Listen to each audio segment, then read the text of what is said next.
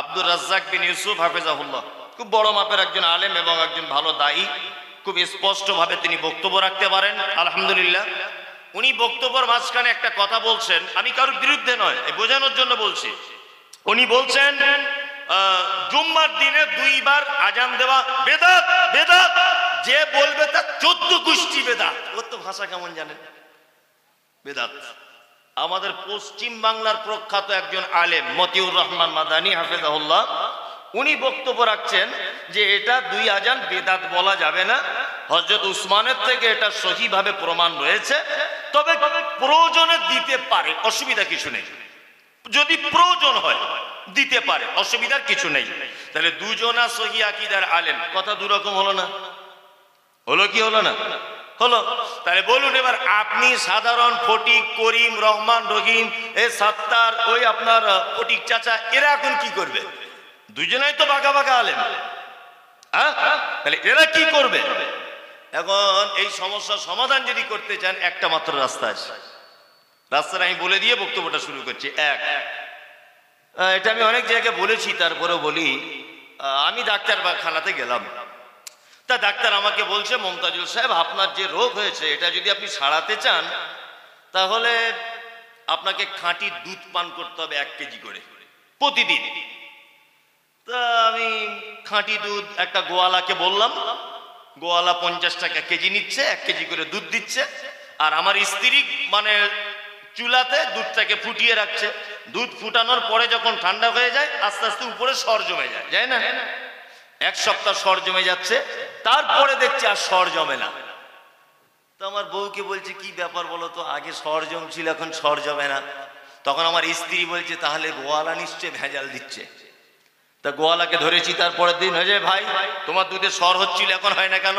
বলছে, আরে ভাই 40 টাকা খোলের কেজি, ভুসির কেজি 50 টাকা, কি করে সর জমবে? ওই জন্য অর্ধেক পানি অর্ধেক দুধ দিতে হয়, না না হলে কেটে পড়ে। ভালো করে বোঝার চেষ্টা করুন। এখন আমি তখন দেখলাম তো ভেজাল দুধ, মাদার ডেয়ারি খোঁজ করলাম। এখন মাদার ডেয়ারির কাছে যখন 2-4 দিন খাওয়া স্টার্ট করেছি, একদিন হঠাৎ করে তার প্যাকেটে লেখা আছে 100% খাঁটি। আমি ভাবলাম 100% খাঁটি যখন ও লিখেছে, নিশ্চয় অন্য কোম্পানিতে ভেজাল ধরা পড়েছে, তাই স্বাভাবিক। মাদার ডেয়ারি খেলাম, ভালো হলো না। রেড কাউ খেলাম, ভালো হলো না। আমুলের খেলাম, ভালো হলো না। টক্কর ডেয়ারি খেলাম, ভালো হলো না। সবটাই যেন ভেজালে ভরপুর। আমার এই খাঁটি দুধ খুঁজতে খুঁজতে খুঁজতে খুঁজতে আমার মোটামুটি 4-5 হাজার টাকা নষ্ট হয়ে গেছে। ভালো করে বুঝবেন। আচ্ছা বলুন, 5 হাজার টাকা যদি খাঁটি দুধ খুঁজতে গিয়ে আমার নষ্ট হয়, আমি কত বড় বোকা। আর 3 হাজার টাকা দিয়ে যদি ওই ওমরপুরের গরুর হাট থেকে একটা মরা টাইপের দেশি গাই যদি কিনে আনতাম, খাঁটি দুধ পাওয়া যেত কি যেত না? যেত, যেত। তার মানে আমরা সকলেই খাঁটি দুধ পান করতে ব্যস্ত, গাই পুষতে ব্যস্ত নয়, বা গাই বাড়িতে রাখবো না, তাই না? তা আমরা সকলেই সঠিক ইসলাম খুঁজতে ব্যস্ত, কিন্তু বাড়িতে একটা বাংলা কোরআন মাজিদ রাখতে আমরা হতে পারবো না, তাই না? বুখারী, মুসলিম, আবু দাউদ, নাসাই, তিরমিজি, ইবনে মাজাহ, যত কিতাব আছে হাদিস কোরআনের, ইসলামের যত বিষয় আছে, সমস্ত বিষয় জানার জন্য বাংলা অনুবাদ হয়েছে, তাই না স্যার? প্রত্যেক আপনাকে যে আরবিতেই পড়তে হবে, কথা কে বলেছে? মোবাইলও অ্যাভেলেবেল, হ্যাঁ? আপনি কেনেন। আর এই জাতি কখনো সঠিক ইসলাম পায়? যে জাতির জলসাতে, একটা জলসাতে 50 কুইন্টাল বাদাম বিক্রি হয় আর 100 কুইন্টাল জিলাপি, অথচ ওই জলসাতেই একটা হাদিস কোরআনের বই দোকান বসেছিল, তার বউনি হয়নি। ভালো করে বোঝার চেষ্টা করে যে তোমার পক্ষে দেশি বাদাম আর হাইব্রিড বাদাম চেনা সহজ, তোমার পক্ষে ময়দা জিলাপি আর কলাইয়ের আটার জিলাপি চেনা সহজ, তোমার পক্ষে ইসলাম চেনা সহজ নয়। ইসলাম চিনতে গেলে এই জিনিসটার সঙ্গে স্পর্শে আসতে হবে। কি বললাম বুঝলেন? আমরা আজকে কোরআন থেকে দূরে আছি, ওই জন্য সারা পৃথিবীর যত বিপদ আমাদের মধ্যে এসেছে। কি বললাম বুঝলেন? মানে আজকে সারা পৃথিবী বুঝতে পেরেছে যে এরা সেই মুসলমান নেই, এরা গরুর গোশত খাওয়া মুসলমান, এদের ঈমান আমার বলে কিছু নেই। এই জন্য যত বিপদ সব আমাদের উপরে চলে এসেছে। আমি এই কোরআন থেকে একটা একটা করে আয়াত তেলাওয়াত করব, তার বাংলা বলবো, বলে বক্তব্য শেষ করব ইনশাআল্লাহ। মেনে নিতে সবাই রাজি আছি? কথা যদি একটু কড়াকড়ি হয় তবুও, কই কারা বলছেন তবুও দেখি তো সেই লোকগুলো একবার হুঁশ মোটা করে হাত তুলিয়েন না, এটা বুঝে শুনে তুলিয়েন। আলহামদুলিল্লাহ, যাক এখানে সবাই মোটামুটি আল্লাহওয়ালা লোক, আমার আশাটাই ভুল হয়েছে আর কি। এত পরেশগার গ্রামে না আসাই ভালো ছিল, সবাই মানবে বলছে আলহামদুলিল্লাহ। ঠিক আছে, তাহলে এবার দেখা যাক, চলুন এবার বক্তব্য শুরু করছি আমি। এক, মানুষের ভিতরে কিছু লোক কিছু কাজ করে, যেমন কেউ ম্যাথর আছে না? আছে। কেউ স্কুল মাস্টার আছে না? আছে। আচ্ছা বলুন তো, ম্যাথর আর স্কুল মাস্টারের সমান এক না আসমান জমিন ডিফারেন্স? আসমান জমিন ডিফারেন্স। কেউ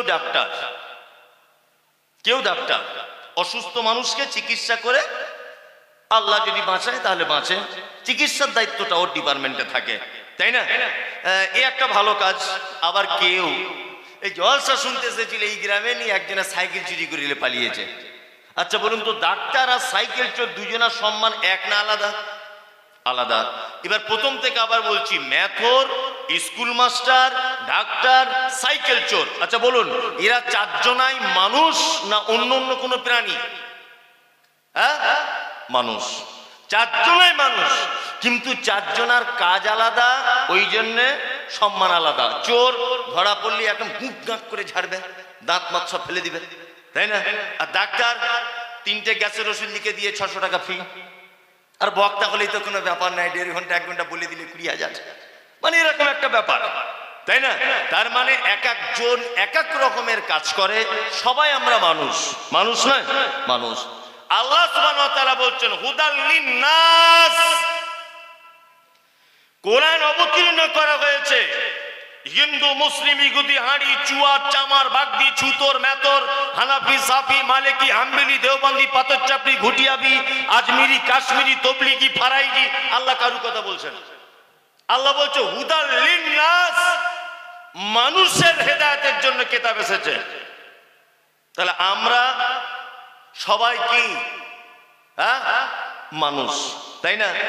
এই কোরআনের ভিতরে আবার আল্লাহ তাআলা মানুষকে বিভিন্ন নাম উপাধিতে ডেকেছেন, ডেকেছেন না? কোথাও বলেছেন কাফিরুন, কোরআনে আছে শব্দ কাফের। কাফের এটা মানুষ না গরু ছাগল? মানুষ।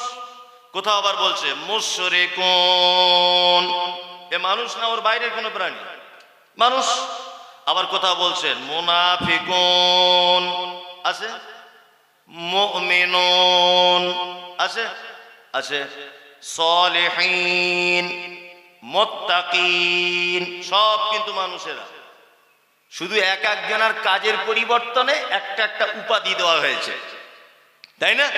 আমি দুটো একটা উপাধির একটু ব্যাখ্যা বিশ্লেষণ করে দিই, দেখুন মজা লেগে যাবে। এক, পবিত্র আল কোরআনে আল্লাহ সুবহানাহু ওয়া তাআলা যত উপাধি দিয়েছেন মানুষকে, তার ভিতরে কিছু উপাধি খুব কল্যাণকর এবং সম্মানজনক, যেমন মুমিন। এই মুমিন এই উপাধিটা খুব সম্মানীয় নয়? সম্মানীয়। আর মুনাফিক খারাপ? খারাপ নয়। মুশরিক এ খারাপ, কাফের এ খারাপ, মুত্তাকি ভালো, সলিহিন ভালো, ভালো না? ভালো। আমি দুটো একটা শব্দের ব্যাখ্যা বিশ্লেষণ করছি। এক, কোরআন মাজিদে শব্দ এসেছে না মুনাফিকুন, আছে না নেই? আছে। এদেরকে চেনেন কারা মুনাফিক? এদের ব্যাপারে দুটো একটা কথা বলে দিই, চিনতে সুবিধা হবে। এক নম্বর, গোদা বাংলায় বলছি যাতে বুঝতে সুবিধা হয়। এক, মুনাফিক সেই লোক যে একই জবানে একই ব্যক্তির ব্যাপারে ভিন্ন সময়ের ব্যবধানে উল্টো পাল্টা এবং দ্বিমত পোষণ করে, এ হচ্ছে পাক্কা মুনাফিক। ভালো করে বুঝবেন। আমি মসজিদের ইমাম, ফজরের নামাজ পড়েছি, সূরা আর রহমান তেলাওয়াত করেছি। তো একটা লোক আমাকে গলা জড়িয়ে ধরে বলছে, সত্যি ইমাম সাহেব, কণ্ঠ শুনেছি, আপনার মতো কণ্ঠ জীবনে শুনিনি। আর আমাদের মসজিদে অনেক মানুষ ইমামতি করেছে, তবে আপনার মতো ভালো লোক হয় না। খুব প্রশংসা করলো। এখন আমার ছেলের হঠাৎ পাতলা পায়খানা, মরে যায় ভাব। আমার স্ত্রী আমাকে ফোন করে বলছে, একটু তাড়াতাড়ি বাড়ি আসো, ছেলেকে হসপিটালে নিয়ে যেতে হবে। তা আমি তাড়াতাড়ি এমার্জেন্সি বলেছে, কাউকে বলার টাইম পাইনি, তাড়াতাড়ি করে আমি অন্য জনের মোটর সাইকেল ধার করে বাড়ি চলে গেলাম। যে লোকটা ফজরের সময় আমার প্রশংসা করলো, ওই লোকটা জোহরে এসে দেখছে আমি নেই। তখন ওই লোকটা বলছে, সবই ভালো, পরিবর্তন করে দিলে ভালো হয়, ঘন ঘন কামাই করছে। এ হচ্ছে পাক্কা মুনাফেকে। এ কি পাক্কা মুনাফেক? মানে এ ফজরের সময় প্রশংসা, জোহরের সময় কি বদনাম। একে মুনাফেক। আর ইমাম সাহেবদের ভাইদের যারা আছেন, আমি তো বলে দিয়েছি যে আপনার চাকরির যদি কোনোদিন 12:30 বাজে, তা আপনার কাছে বসে যে লোকটা ভাত খায় আর আপনার মশারির পাশে বসে শীতকালে কম্বলে পা ঢুকিয়ে গুজির করে গল্প করে, ওর কারণে তোমার চাকরি 12:30 বাজবে। কারণ তোমার যত গোপন তত্ত্ব সব ও জানে, আর কেউ জানে না। একটুখানি কিছু হয়ে যাক, সারা গ্রাম করে দিবে। বাস্তব বলছি না অবাস্তব? একদম ওর থেকে দূরে থাকবেন, ওর ভিতরে মুনাফিকই রয়েছে। আর একটা কথা বলি, মুনাফিক চিনতে বা বুঝতে গেলে কাকে কিভাবে বুঝবেন? মুনাফিক তার মুখে মিষ্টি কথা, অন্তরে বিষ। এ হচ্ছে মুনাফিক। কি বললাম বুঝলেন? কিছু মানুষ আছে সাদা চকচকে, সাদা পাঞ্জাবি পরে জুম্মার মসজিদে নামাজ পড়তে যায়, আর লোকে দেখে বলে, দেখ মনে হচ্ছে সাহেবের বেটা, অথচ ভিতরে আলকাতরার মতো কালো, তাই না? হচ্ছে মুনাফিক। কি বললাম বুঝলেন? চলুন, ইসলামে মুনাফিক কত খাতারনাক এবং একে চেনার উপায়। বাহ্যিক দৃষ্টিতে আমাদের নবী মুহাম্মদ সাল্লাল্লাহু আলাইহি ওয়াসাল্লাম তিনি বলছেন, মুনাফিক চিনতে গেলে বাহ্যিক দৃষ্টিতে তার 3টে গুণ। 1, কথা বললে মিথ্যা বলে। 2, ওয়াদা করলে খেলাপ করে। 3, আমানত দিলে ভঙ্গ করে। আর 4, আরেকটা হাদিসে এসেছে যে ঝগড়া অশান্তি হলে সে গালাগালি করে, অকথ্য ভাষায় কথাবার্তা বলে, তাই না? এইবার আপনাকে বলছি, সাহাবীগণ বলছেন, আল্লাহ রাসূল, একটা লোক মিথ্যা বলে, একটা লোক আমানতের খিয়ানত করে, একটা লোক ওয়াদা খেলাপ করে, কিন্তু ঝগড়া হলে গালাগালি করে না, এর উপায় কি? এ কি মুনাফিক? বাচ্চাদের যখন আমাদের ছোটবেলাতে ফোঁড়া টোড়া হতো, তখন মায়েরা ঠ্যাং হাত পা বেঁধে বা ধরে এরকম করে টিপতো না, টিপতো। আর একটা আমাদের দেশের ভাষাতে, দেশ তো নয়, মানে আমাদের পাড়া গ্রামের ভাষাতে বলে যে ওর বীজ যতক্ষণ না বার না করবি, ও ততক্ষণ আবার অন্য জায়গায় গিয়ে উঠবে। বলতো না পাড়া গ্রামের মা চাচিরা, যেমন করে দড়ি দিয়ে বেঁধে হলেও বাচ্চার বীজ বার করতে হবে, তাই না? তাছাড়া অন্য জায়গায় আবার উঠবে। এটা হয় কি হয় না? আপনাদের কেন বলে নিশ্চয়ই বা করে। ঠিক যেমন আল্লাহ নবী সাল্লাল্লাহু আলাইহি ওয়াসাল্লামের ভাষা, ওটা গোদা বাংলায় বলছি, বুঝতে সুবিধা হবে, যার ভিতরে 4টের ভিতরে একটাও রয়েছে, ওর বীজ রয়েছে মুনাফিকের। ওই বীজটাকে উপরে তুলতে হবে, তার মানে ওইটাকেও ছাড়া লাগবে। কি বললাম বুঝলেন? চলুন এবার আপনাকে বলে দিই, আভ্যন্তরীণ মনের দিক দিয়ে মুনাফিক কারা চিনবেন কেমন করে? আল্লাহ বলেন, অমিনান নাসি মাইয়াকুলু আমান্না বিল্লাহি ওয়া বিল ইয়াউমিল আখিরি ওয়া মা হুম বিমুমিনিন। দল দল মানুষ আল্লাহ রাসূলের কাছে এসে বলছেন, আপনি তো আল্লাহর নবী। হ্যাঁ, আপনাকে আমি আল্লাহ নবী বলে মানি, আখিরাতকে বিশ্বাস করি, আল্লাহকেও বিশ্বাস করি, শেষ দিবসকেও বিশ্বাস করি, সবকিছুই ওকে। আল্লাহ নবীর সঙ্গে থাকতেন, আর যত গোপন কথা সব আবু জেহেল আবু লাহাবের কাছে গিয়ে গোপনে গোপনে পৌঁছে দিত। আল্লাহ তাআলা ওদের ব্যাপারে বলছেন, ওমা হুম বিমুমিনিন, একজন তারা কেউ মুমিন নয়, তারা কে? মুনাফিক। এবার আপনাকে বলছি, এরা ইসলামের কত খাতারনাক পাপী। এক, বলুন তো পৃথিবীর সবথেকে বড় পাপের নাম কি? ভয় করছে নাকি? শিরক। বলুন, শিরক। পৃথিবীতে সব থেকে বড় পাপ তার নাম শিরক। পৃথিবীর দ্বিতীয় বড় পাপ পিতামাতার সঙ্গে অসৎ ব্যবহার করা, ধরে নেন। তারপর ধরে নেন অন্যায়ভাবে কাউকে হত্যা করা। তারপরে আপনি ধরে নিতে পারেন মিথ্যা সাক্ষ্য দেওয়া। তারপরে ধরে নিতে পারেন এতিমের মাল অন্যায়ভাবে আত্মসাৎ করা। তারপরে আপনি ধরে নিতে পারেন মদ পান করা। তারপরে ধরে নিতে পারেন সুদ খাওয়া চক্র বৃদ্ধি হারে। এগুলো কি পাপ? বড় পাপ, তাই না? কাবিরা পাপ, তাই তো? ইসলামের 70টা কাবিরা পাপ বর্ণনা পাওয়া যায়। 70টা কাবিরা পাপ আছে, তার ভিতরে আমি কটা বললাম। আচ্ছা বলুন, একটা লোক শিরক করা অবস্থায় মারা গেল, ও যদি জাহান্নামে যায় তা যাবে, মোটামুটি জাহান্নামেই যাবে।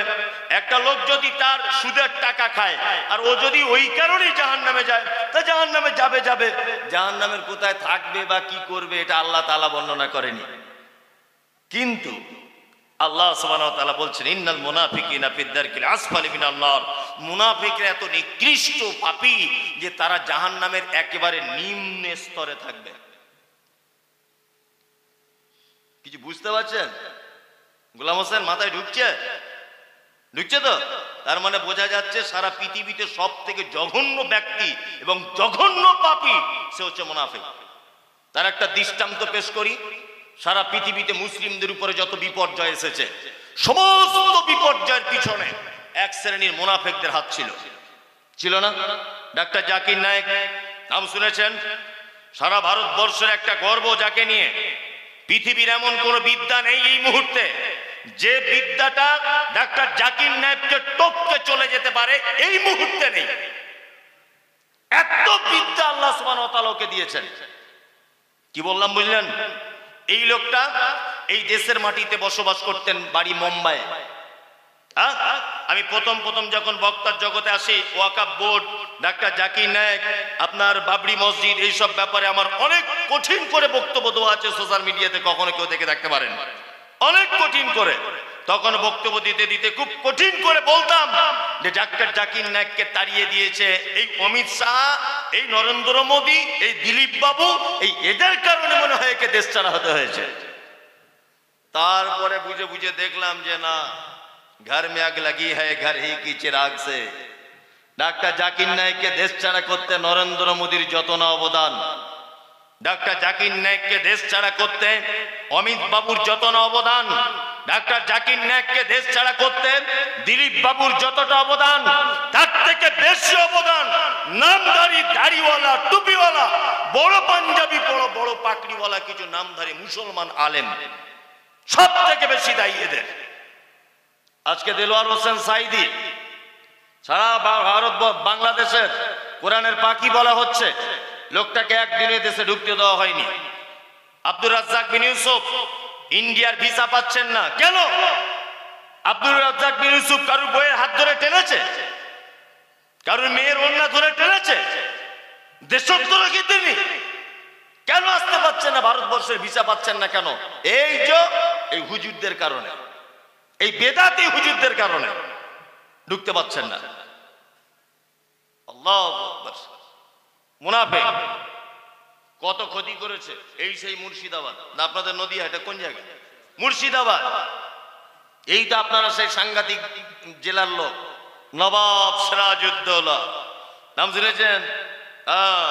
ওই যে ব্রিটিশদের সঙ্গে যুদ্ধ করেছিলেন পলাশীর আমবাগানে। এই যে পলাশীর লোক বসে আছে, পলাশীর আমবাগানে কেন যুদ্ধ করেছিলেন? মুসলিমরা নামের আগে মোহাম্মদ লাগায় ব্রিটিশ কর আদায় করত। নীল চাষীদের কাছে কঠিন ভাবে প্রহার করে কর আদায় করত। কেন যুদ্ধ করেছিলেন? মুসলিমরা দাড়ি রাখলে কর আদায় করা হতো, ইতিহাস তার প্রমাণ দেয়। এই কারণে নবাব সিরাজউদ্দৌলা ব্রিটিশ দেশকে তাড়ানোর জন্য ওই পলাশীর আমবাগানের আপনার নদিয়া জেলাতে একটা যুদ্ধ করেছিলেন। এই যুদ্ধতে জয় হয়েছিল না পরাজয়? পরাজয়। কেন? নবাব সিরাজের বাড়িতে থেকেছে, তার গাড়িতে চড়েছে, তার টাকা ইয়াস আরাম করেছে। আর নবাব সিরাজ ব্রিটিশদের মারার জন্য যত পরিকল্পনা করেছিলেন, যত অস্ত্র বানিয়েছিলেন, ব্রিটিশদের তাড়াবার জন্য যত পদক্ষেপ তিনি গ্রহণ করেছিলেন, এই বেঈমান বিশ্বাসঘাতক মীর জাফর আলী সব ব্রিটিশদেরকে বলে দিয়েছিল।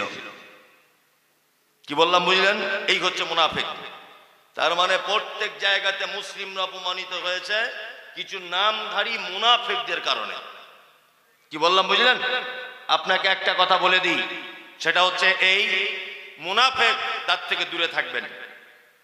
এইবার আর একটা খুব দামি কথা বলে দিই, আমি সুদখোর, আমি সুদখোর। আচ্ছা বলুন তো, আপনি আমার জন্য দোয়া করতে পারেন কি পারেন না? যে আল্লাহ মমতাজুল ইসলামকে ক্ষমা করে দাও, দোয়া করতে পারেন কি পারেন না? পারেন।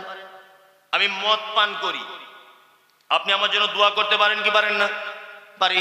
কি আল্লাহ মমতাজুল ইসলামকে ক্ষমা করে দাও, এটা পারেন। আমি ব্যভিচার করেছি, আমি জিনাখোর, আপনি আমার জন্য দোয়া করতে পারেন, আল্লাহ মমতাজুল ইসলামকে ক্ষমা করে দাও। এই দোয়া করা যাবে কি যাবে না? যাবে। আল্লাহ সুবহানাহু ওয়া তাআলা পবিত্র আল কোরআনে সূরা তাওবা আয়াত নাম্বার ৮০ এই আয়াতের ভিতরে বলছেন ইস্তাগফির লাহুম, আপনি ক্ষমা প্রার্থনা করেন। আওলা তাস্তাগফির লাহুম, যদি ক্ষমা প্রার্থনা নাও বা করেন, ইন তাস্তাগফির লাহুম ৭০ মাররাতান, একদিনে যদি আপনি মুনাফিকদের জন্য ৭০ বার ক্ষমা প্রার্থনা করেন। কতবার? ৭০ বার। আল্লাহ কাকে বলছেন এটা? মুহাম্মদ সাল্লাল্লাহু আলাইহি ওয়াসাল্লামকে বলছেন। কি বলছেন? ইস্তাগফির লাহুম, আপনি ক্ষমা প্রার্থনা করেন। আওলা তাস্তাগফির লাহুম, ক্ষমা প্রার্থনা নাই বা করেন, ইন তাস্তাগফির লাহুম ৭০ মাররাতান, একদিনে যদি আপনি মুনাফিকদের জন্য ৭০ বার যদি ক্ষমা প্রার্থনা করেন, আল্লাহ বলছেন ফালা ইয়াগফিরাল্লাহু লাহুম, কোশ্চিন কালেও আমি আল্লাহ মুনাফিকদের ক্ষমা করব না। কি বলছি বুঝতে পারছেন? তার মানে মুনাফিকদের জন্য দোয়া পর্যন্ত করা যাবে না, ওদের জন্য ক্ষমা পর্যন্ত প্রার্থনা করা যাবে না। কারণ আল্লাহ তাআলা বলছেন যালিকা বিআন্নাহুম কাফারু বিল্লাহি ওয়া রাসূলিহি, নিশ্চয়ই তারা আল্লাহ এবং তার রাসূলের সঙ্গে কি করেছে? অস্বীকার করেছে। আল্লাহু লা ইয়াহদিল কওমাল ফাসিকিন, আর তারা ফাসিক অবস্থাতে মৃত্যুবরণ করেছে। আর ফাসিকদেরকে কখনো আল্লাহ হেদায়েত দান করে না। তার মানে জানা গেল মুনাফিকদের জন্য দোয়া পর্যন্ত করা যাবে না। এত খাতারনাক। কোটি কোটি টাকা সুদ খেয়েছে, তার জন্য দোয়া করতে পারেন, অসুবিধা নেই, কিন্তু মুনাফিকদের জন্য দোয়া করবেন না। আর একটা কথা বলে দিই, আমি সুদখোর, আমি মারা গেলাম, বলুন তো আমার জানাজা পড়া যাবে কি যাবে না? বলুন। আরে লেগে তো যাবেন, হ্যাঁ না যে কোনো একটা বলুন না। যাবে। ইয়েস, ও ঠিক বলেছে, যাবে। কি বললাম বুঝলেন? যাবে। দুই, আমি মদ পান করি, আমার জানাজা পড়া যাবে কি যাবে না? যাবে। আমি ব্যভিচার করেছি, আমার জানাজা পড়া যাবে, অসুবিধা কিছু নেই। তখনকার দিনের মুনাফিকদের সব থেকে বড় লিডার, তার নাম কি? আব্দুল্লাহ ইবনে উবাই ইবনে সুলুল, তাই না? আব্দুল্লাহ ইবনে উবাই মুনাফিকদের সর্দার ছিলেন। শাইখ বসে আছেন ডান দিকে, উনি এই কথার প্রমাণে আমার দিকে একটু রায় দিবেন, তাহলে আপনাদের কাছে আরো জবরদস্ত হবে কথাটা। আব্দুল্লাহ ইবনে উবাই মুনাফিক মারা গেল, তার বেটার নাম আব্দুল্লাহ, তার বেটা ইসলাম গ্রহণ করেছিল। তার বেটা আল্লাহর নবীকে এসে বলছেন, আল্লাহর নবী, আমার মনের খুব ইচ্ছা যে আপনার গায়ের জামাটা আপনি দিন, আমার আব্বার কাফন করব। ভালো করে বুঝবেন, মারা গেছে কে? মুনাফিকদের সর্দার। আর কাফনের কাপড় চাইছে কে? তার বেটা আব্দুল্লাহ। কার কাছে চাইছে?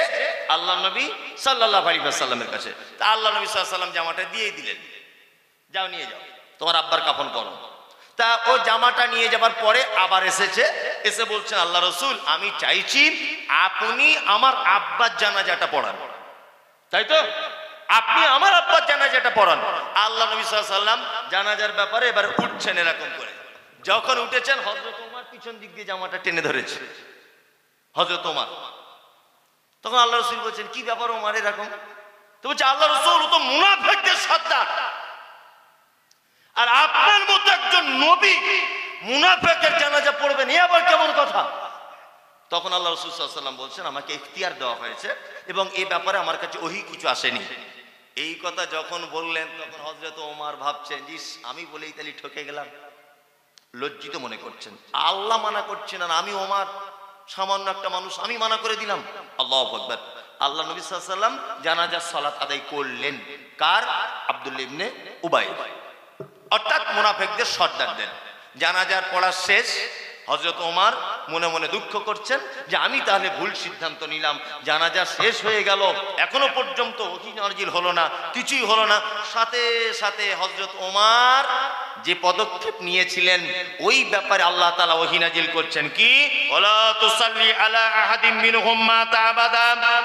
নবী, মুনাফিকদের কেউ যদি মারা যায় কোশ্চেন কালে আপনি তার জানাজার সালাত আদায় করবেন না। যা করেছেন করেছেন আব্দুল্লাহ ইবনে উবাই। আর দ্বিতীয় কোন মুনাফিক যদি মারা যায় আপনি তার জানাজা পড়তে যাবেন না। ওয়ালা তাকুম আলা কবরিহি, জানাজা তো দূরের কথা, তাদের কবরের সাইডে পর্যন্ত আপনি দাঁড়াবেন না। কোন বড় হুঁশিয়ারি এটা!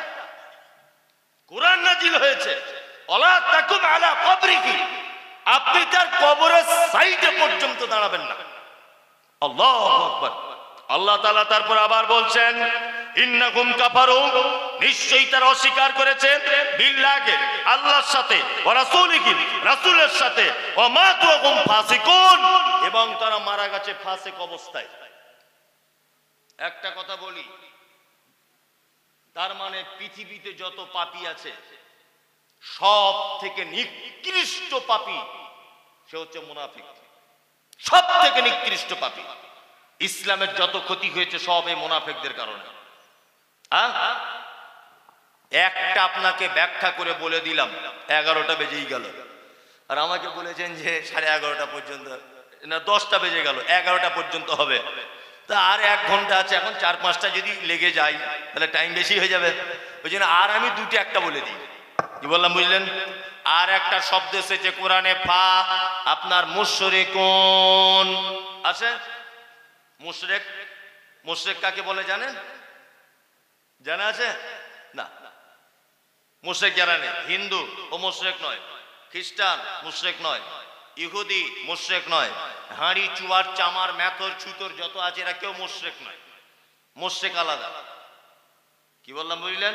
হিন্দু ভাই বা অন্যান্য যে সমস্ত জাতিদেরকে আমরা ভারতবর্ষে দেখতে পাই, এদের ব্যাপারে যে শব্দ চয়ন করা হয়েছে সেটা হচ্ছে সাবেঈ।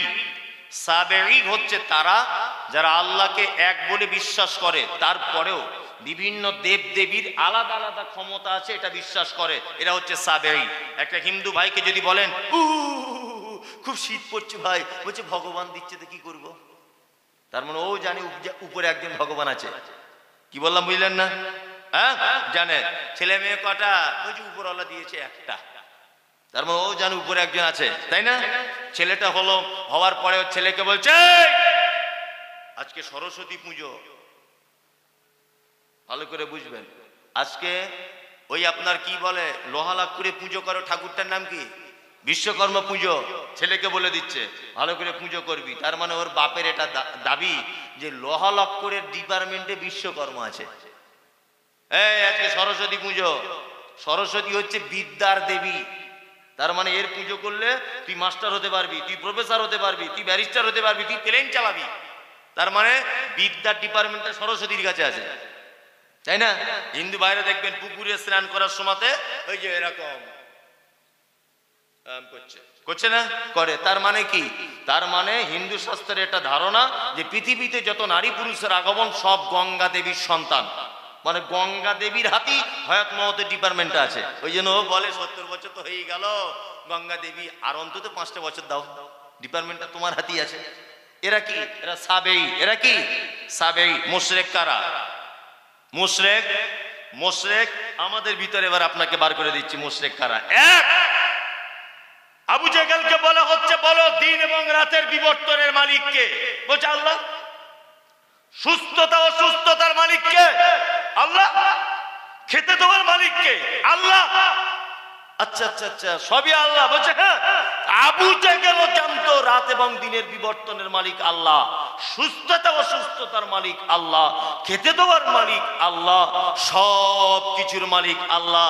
কিন্তু আবু জেহেল বলতো ভাতিজা সব কিছুর মালিক আল্লাহ এটা আমি জানি, তবে তোমার আল্লাহকে ডাইরেক্ট পাওয়া যাবে না, 360টা দেব দেবীর মাধ্যমে আল্লাহকে পেতে হবে। ভালো করে বোঝার চেষ্টা করুন। তার মানে আবু জেহেলও জানতো আল্লাহ একজন আছে, কিন্তু তার কাছে ডাইরেক্ট যাওয়া যায় না। ওই 360টা দেবদেবীর মাধ্যমে আল্লাহর কাছে পৌঁছাতে হয়। বর্তমান মুসলমানদের কিছু ইমান আছে না, এরকম আছে না নেই? বলছে আল্লাহকে ডাইরেক্ট পাওয়া যায় না, কারোর মাধ্যমে যেতে হয়। আবার কিছু বললে বলে এমপির কাছে কি এমনি পৌঁছানো যায়? অধীর বাবুর সঙ্গে এমনি দেখা করা যায়? হ্যাঁ, রাহুল গান্ধীর সঙ্গে দেখা করতে যাবে এমনি যাবে? এর যুক্তি দেয়। আর আমাকে আবার সোশ্যাল মিডিয়া গাল দিচ্ছে।